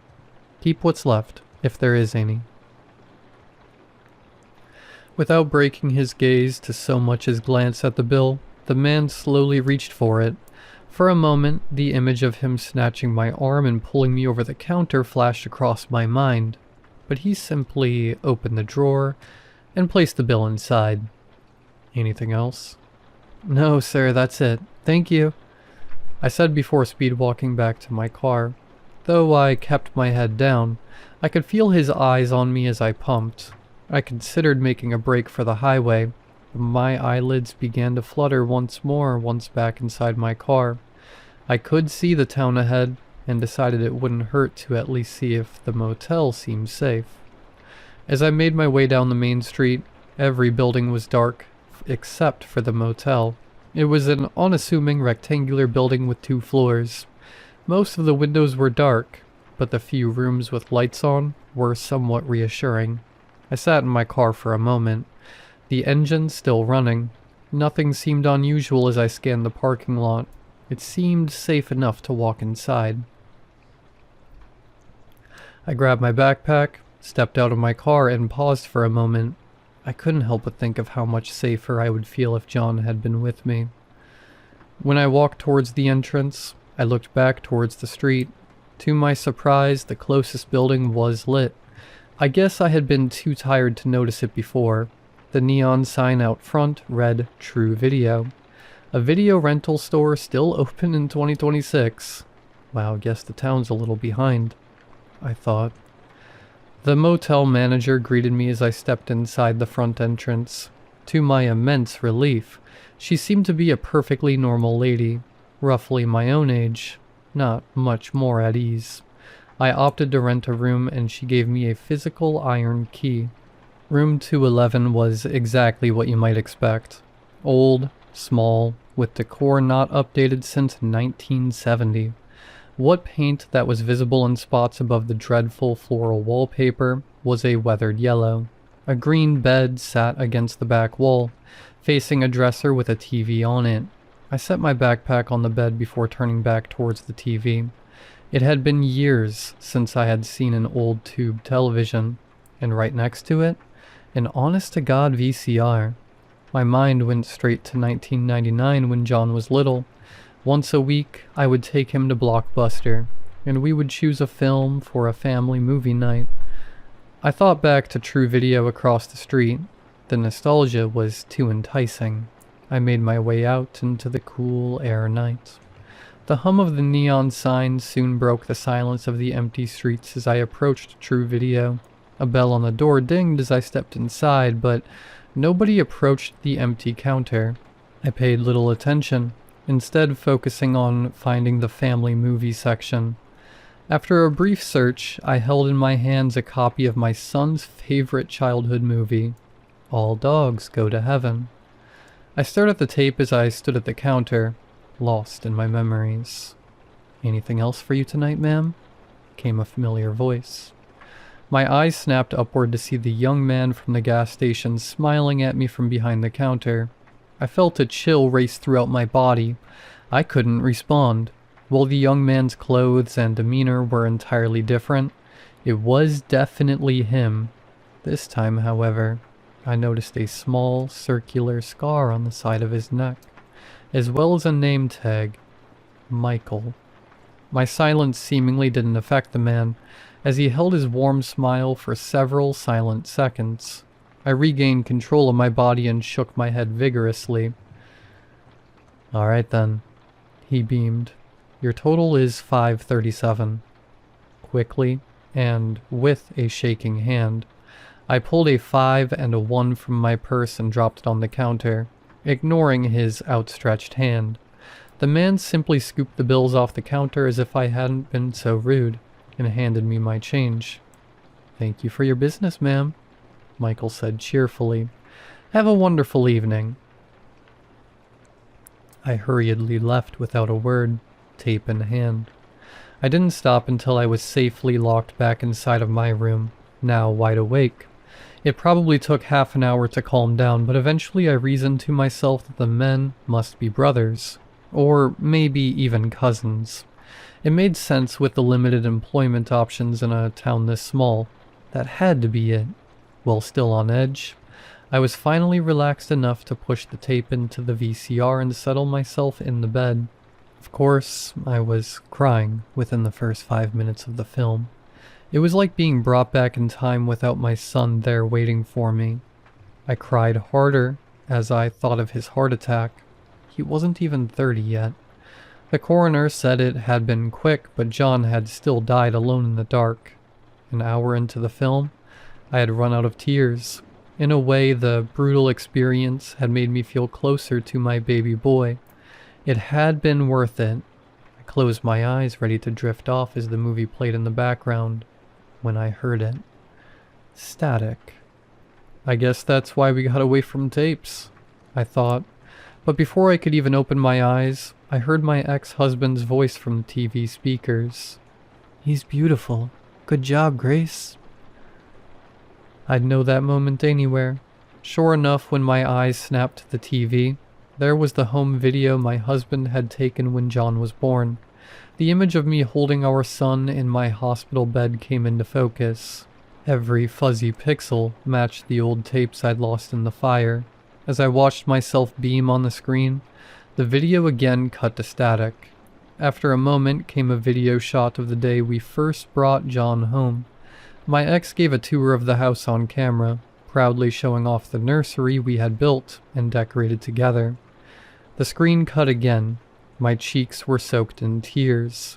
I was entirely transfixed. It hadn't even entered my mind how impossible this was. John's first Christmas. My dearly departed parents beamed as John happily beat the hellfire out of the toy they had gifted him. I saw the pride and joy on my own face. The video ended just as I remembered it, with John crapping himself loudly in his high chair. My parents' laughter was broken by another wall of static. John's first birthday played next. Then his first words. Well, we recorded those later in the day when he did it a second time. A video I had taken of him racing through the house in his father's cowboy boots came next. Then the day his sister Brianna was born. 3-year-old John grinned ear to ear as he held his little sister. The scene played out just as I remembered, but there was one difference. And that difference became a recurring theme. Whenever my daughter's face looked directly at the camera, the entire screen wavered and slid out of focus for a moment before returning to normal. Every video I had ever taken of the kids played in order. Every single one. Their dance party at ages 6 and 3, their first bike rides, the silly moments, each of their milestones, the blog I filmed for 7-year-old John, wherein he rambled about how the Easter Bunny must be a trained killer. I remembered how hard it was to keep a straight face during that. I moved to the edge of the bed, leaning forward as the next film started. I knew this was the final tape, but I didn't want it to end. In the video, my children were playing pirates. My son was sword fighting my daughter, and despite being a full head taller, he had been letting her get strikes in against him. John had clearly intended to lose, throwing an exaggerated lunge and leaving himself wide open, holding that pose to give Bree a chance to strike. She saw the opportunity and stabbed him in the chest with her foam sword. John died in the most over-the-top way he could, falling dramatically to the ground and announcing his defeat. Bree straddled him and paused. I thought she was making sure he was dead, or maybe even legitimately concerned. Then she brought her sword down on his face in a rage, over and over shrieking, "Die, die, die." The video ends abruptly then, as I shut the camera off to separate my kids and explain to Bree that there was no need to be so violent.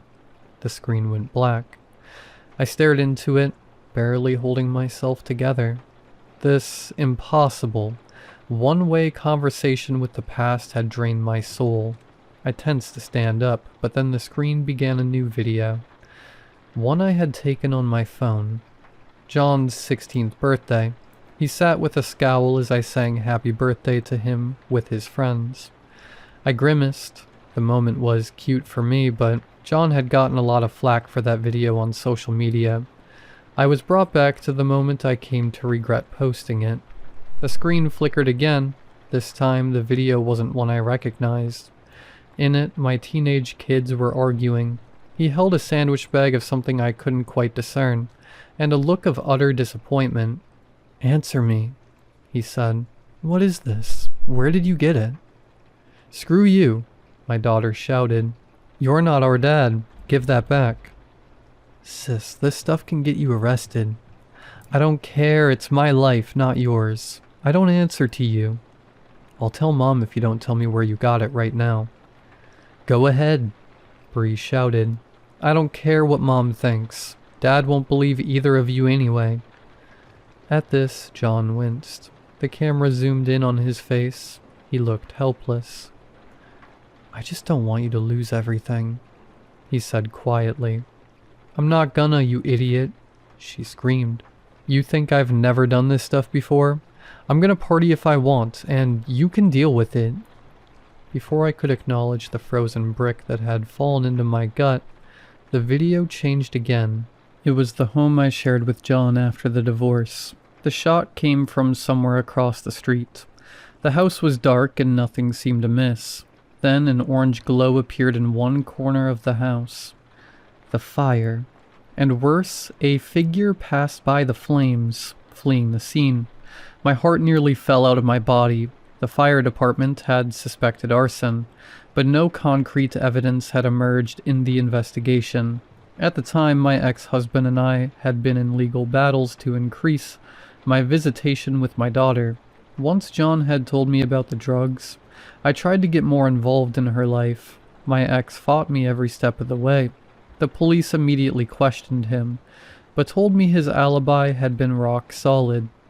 I was numb, but I didn't have time to dwell on the revelation, as the next video began. John's high school graduation walk. A happy memory, out of place for this time, but one I had filmed myself. His father had chosen not to attend, but his sister had. When the final video appeared before me, John sported the same new haircut as he had the year he died. My two kids were sipping vodka at John's kitchen table. Things had been strained between them for at least a decade, but my daughter had grown up quite a lot after she moved away from my ex and his influence. It was nice to see them getting along. The two were playing a card game, with the loser having to take a sip from their glass every round. My daughter pounded down the last drops, and excused herself to refill her glass.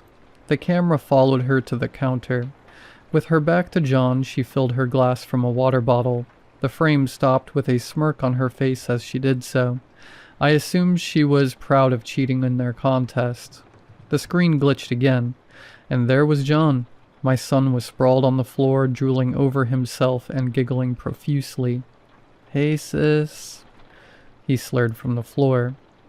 "I'm so glad you came over. I missed drinking with you. My daughter's face wavered on the screen again. No, thank you, bro, she said, slowly reaching into her bag, before kneeling down beside her big brother. You've done your part perfectly. Part? He said. Oh, am I an actor now? The camera suddenly shifted to my daughter's point of view. Sure, she said, glancing down at the syringe in her hand. A real A-lister. John grinned, his head flopping onto his shoulder. I'd like to thank the Academy for... He started, but the alcohol had taken its toll. My heart thundered as I watched Bree take the cap off the syringe. I've got you, bro, she said soothingly. Just sleep. I watched helplessly as whatever she gave him took effect. I saw my son cough, convulse, froth at the mouth, and die, reaching out to his sister for help the entire time. That bitch'll get the money, Bree whispered after John stopped moving. I'm sure of it, but I'll figure something out. The screen abruptly went black. The VCR ejected the tape. Tears flowed freely as I came to terms with the horrors I had just seen. I sobbed in the darkness of my hotel room for several minutes. I snatched the tape from the VCR and sprinted out of the room. As I reached the bottom of the stairs, my eyes shot across the street to True Video. The storefront was entirely dark. I didn't care if they were closed. I would be getting my answers. I stormed up to the building, but stopped dead when I drew close. The windows were shattered and boarded up from the inside. The neon sign was broken and clung to charred brick by a single rusty bolt, ready to give way at any moment. When I tried the front door, it was unlocked. When I stepped inside the store, I found it completely destroyed. Half the inventory was long gone. What remained was caked in dust and ash. My eyes fell to the counter I had stood at hours earlier. On it, a small television flickered to life. Michael came into focus on the screen. Get her messages, he said. She never deleted them. She had help getting the drugs. Her boyfriend also knows she set the fire and will break under pressure. Good luck. When he finished, the TV went dark. I don't know how long I stared at it. It might have been minutes, maybe even hours. When I finally regained my senses, I went straight to the only local I could speak to.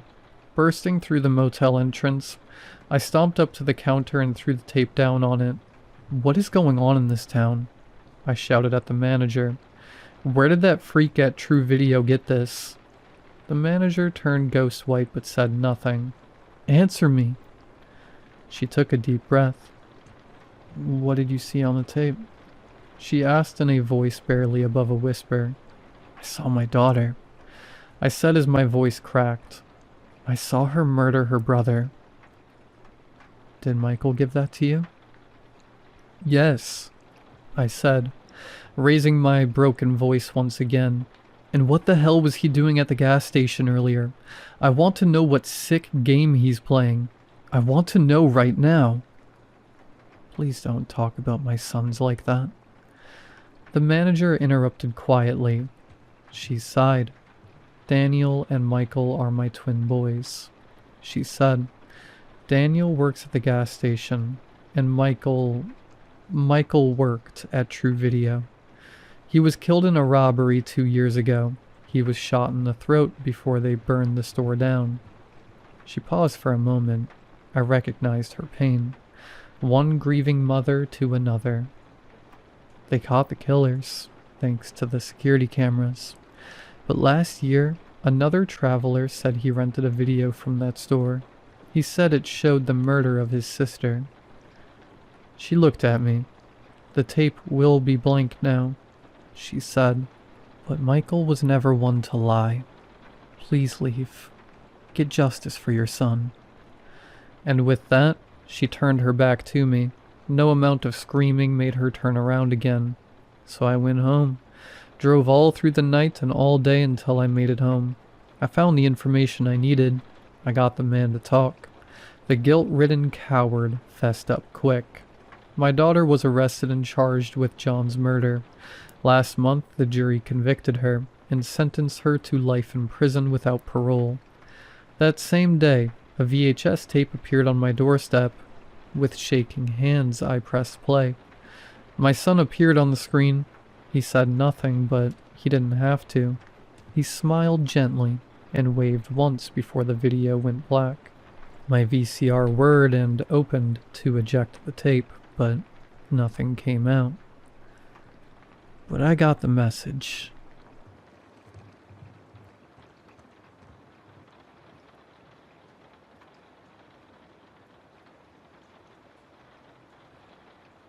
We met on Craigslist of all places. It might seem like a strange way to meet a new friend, but my band was looking for a singer, and that's where he found us. His audition was a surreal experience. He can't sing for anything, but it turns out we're into a lot of the same kinds of books. So he didn't join the band, but we hit it off in a different way. He lives in a fancy gated community on the edge of town. These days I go there once a week for a sort of two-person book club. We're working through Backer's Aspect Emperor series right now. But that's irrelevant, other than the fact that I sometimes think he likes it for the wrong reasons. And maybe that was an early warning. We almost never discuss our day jobs, or night job, in my case. I'm a guard, but he's a dentist. And he loves it. It's not that weird to love your job, right? I'm sure lots of dentists love their jobs. But the other week I got to his house, and he opened the door all smiling and said, "Got to pull some teeth today. A college girl needed 4 teeth pulled." "Okay," I said. She hated it. Even with all the laughing gas, she was squirming as all those teeth came out, and she said she was going to have nightmares. What? Never mind. How was your week? The rest of that meetup went as usual. No more talk of pulling teeth, no more talk of that poor girl. After we discussed that week's chapters, we played pool. He has a pool table in his basement, and he's almost unbelievably good at it. A week ago, I showed up for another regular hangout. My friend opened his massive front door like normal, and greeted me like normal. "What's up? Anything interesting this week?" etc. I told him about a weird gig the band had. He's never had a problem with me talking about the band, even though he didn't make the cut. As he puts it, auditioning was just some strange whim. My real passion is dentistry. And that day, oh God, did he talk about dentistry. I had asked him in return, "Anything interesting in your week?"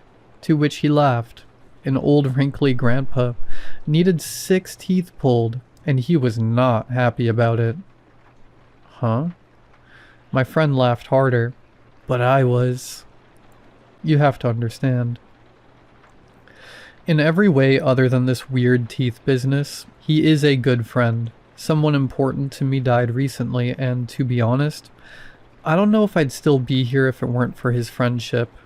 So he tried to keep going about this old grandpa whose teeth he pulled, apparently with no laughing gas or nothing, and I just did my best to steer him toward the books.